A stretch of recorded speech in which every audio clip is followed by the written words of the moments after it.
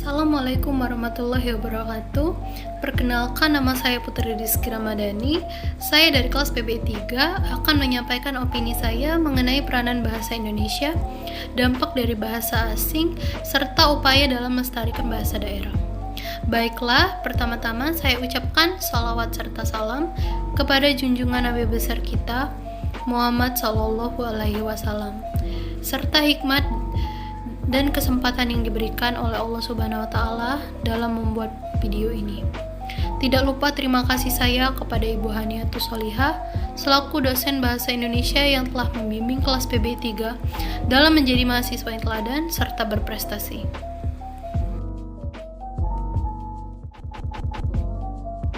Bahasa Indonesia dalam kehidupan kita.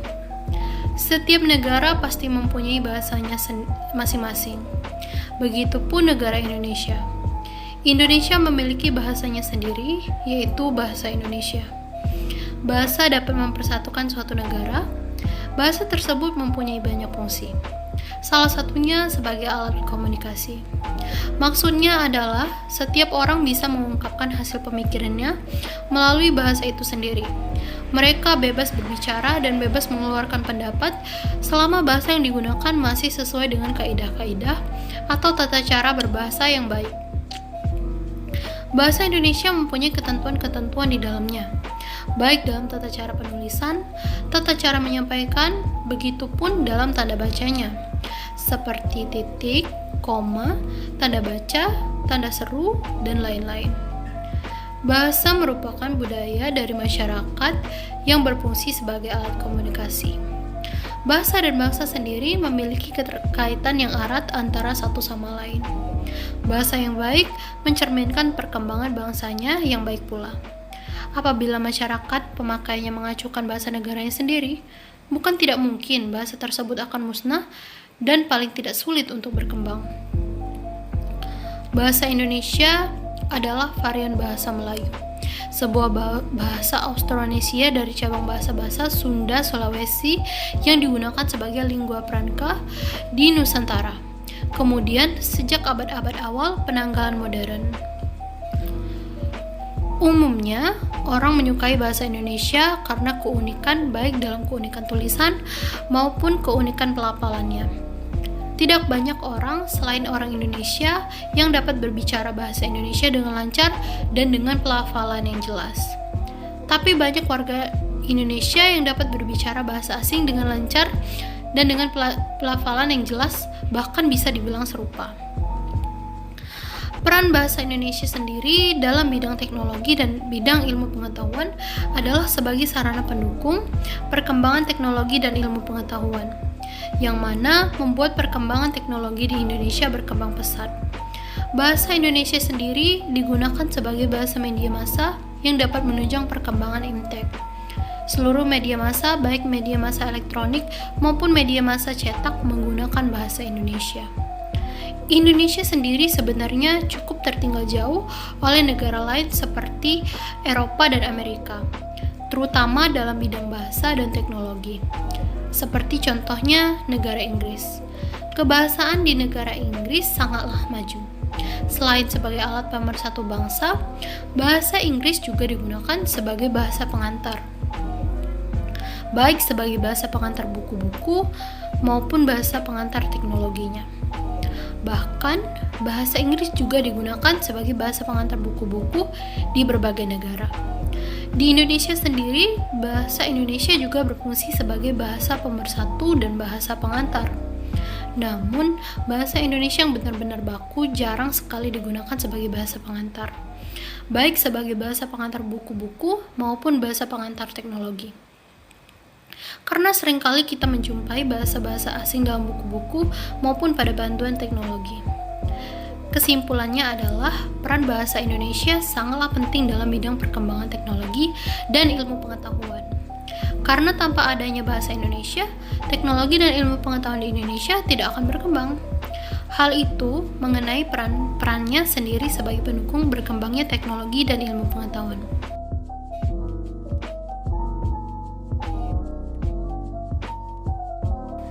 Seperti yang kita tahu,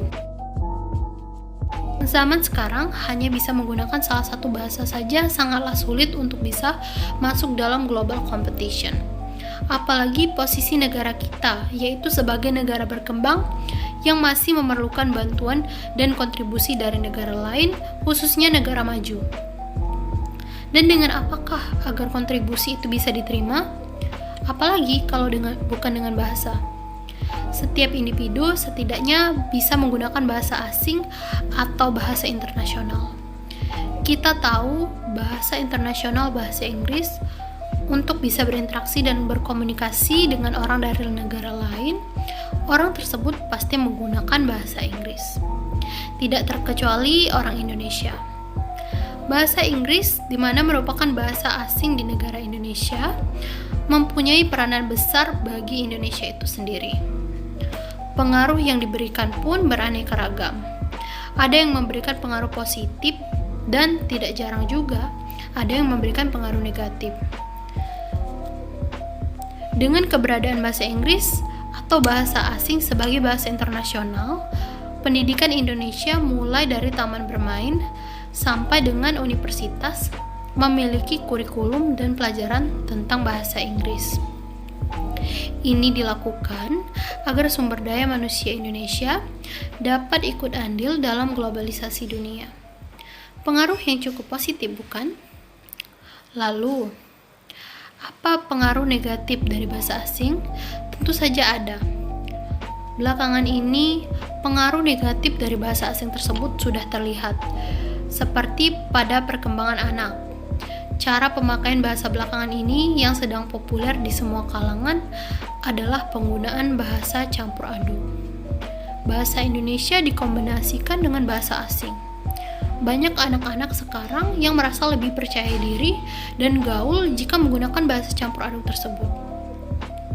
Selain itu, banyak sekali perusahaan-perusahaan memberikan nama usahanya menggunakan bahasa asing seperti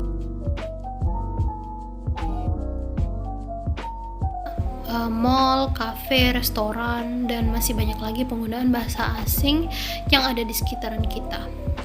Dalam memberi petunjuk pun, sering kita lihat masih banyak menggunakan bahasa asing. Contohnya, open dan close.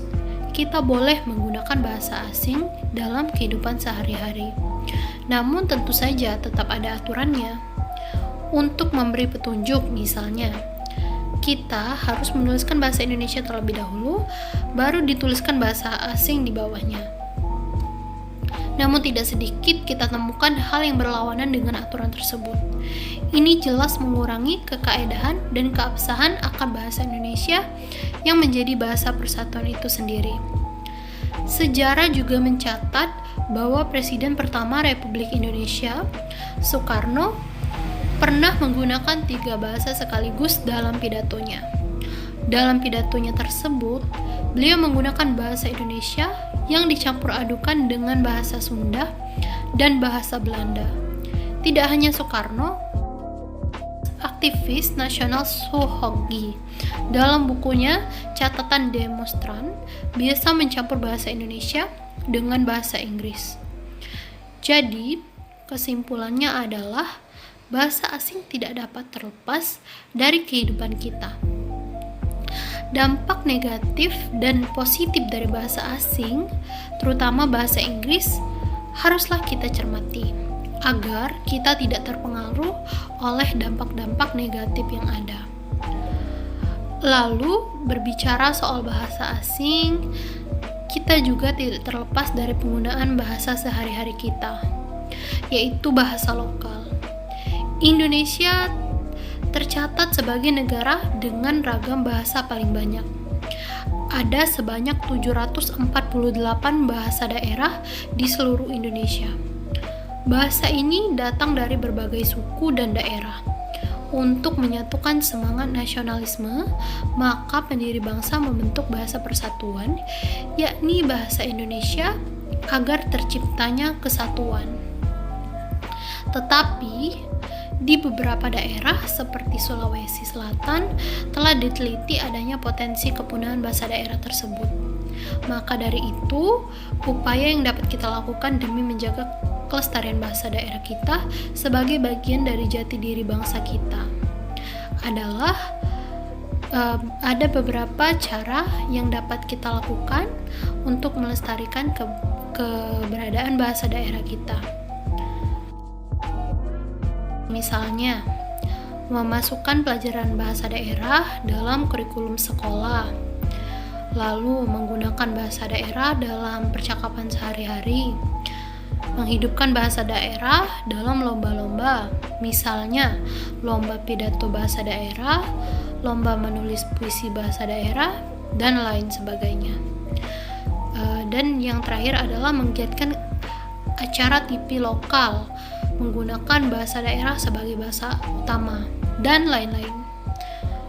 Kita patut menjaga dan melestarikan bahasa daerah kita, karena bahasa daerah adalah kekayaan khazanah budaya kita dan wajib untuk kita lestarikan.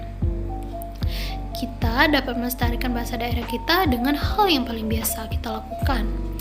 Misalnya, menggunakan bahasa daerah sebagai bahasa kedua kita, di mana kita berbicara dengan keluarga atau teman dalam kehidupan sehari-hari, dan tidak malu untuk menggunakan bahasa daerah dalam berkomunikasi dengan orang lain, termasuk di dunia maya, medsos, dan lain-lain, sehingga bahasa daerah kita tidak akan mencapai kepunahan seperti yang terjadi di Sulawesi Selatan.